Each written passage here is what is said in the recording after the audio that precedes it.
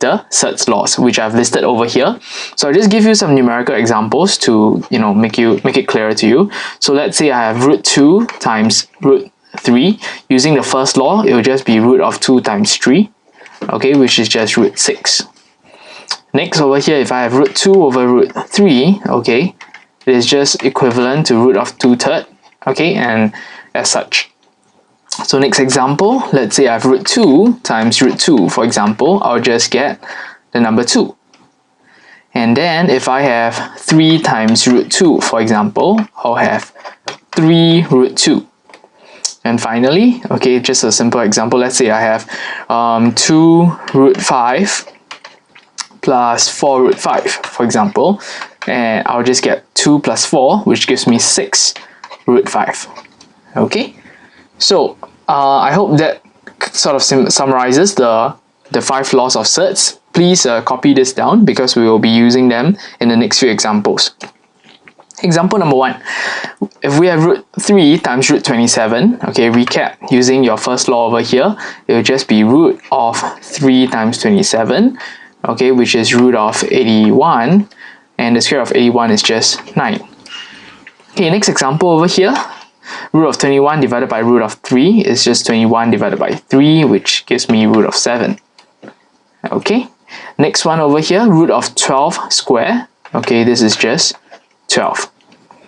Okay, hope these examples are simple so far. Okay, let's carry on with example number 2. Over here I have root 12, and we all know that 12 is 3 times 4, okay, and from this I can, using the first law you see over here at the top of the screen, I can break this up into root 3 times root 4, okay, which is root 3 times root of 4 is just 2, okay, and finally I'll get 2 root 3. Okay, over here, root of 32 is actually root of 2 to the power of 5. Okay, so just take note that 32 is 2 to the power of 5. Okay, you can check that with your calculator.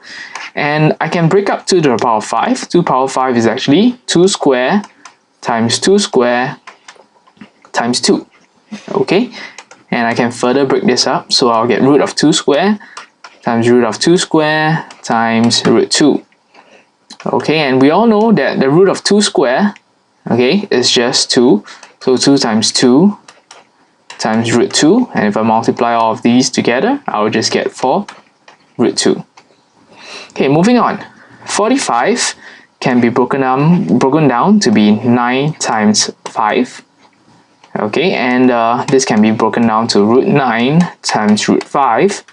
Okay, and root of 9 is just 3, okay, times root 5, so I just get 3 root 5.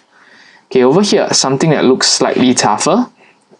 Okay, so we have to break down 1500, okay, into its prime factorization form. So perhaps I'll just break it down to 15 times 100 first. Okay, and the root of 20 is just root of 4 times 5. Okay, let me break this down further. So I have root of 15, okay, times the root of 100 over the root of 4 times the root of 5.